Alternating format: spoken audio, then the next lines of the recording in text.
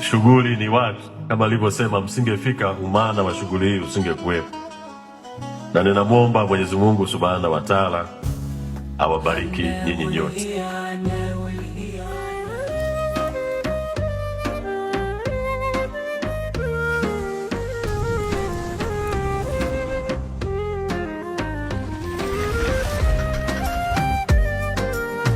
Na tumpongeze pia Rais wetu wa Jamhuri ya Muungano wa Tanzania Daktari Samia Suluhu Hassan kwa kusimamia kwa dhati amani. Kwa kweli, kwa msingi huo ndio maana tumekusanyika hapa hii jioni ya leo.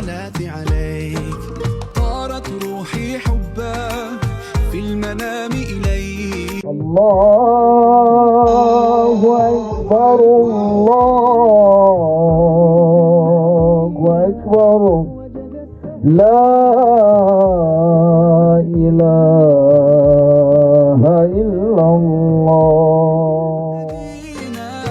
وجد السكينة محمد نبينا السلام عليك صلوات الله وسلامه عليك يا رسول الله صلوات الله. Jalie Rais wetu wa Jamhuri ya Muungano wa Tanzania afya njema na wale wote wanaomsaidia.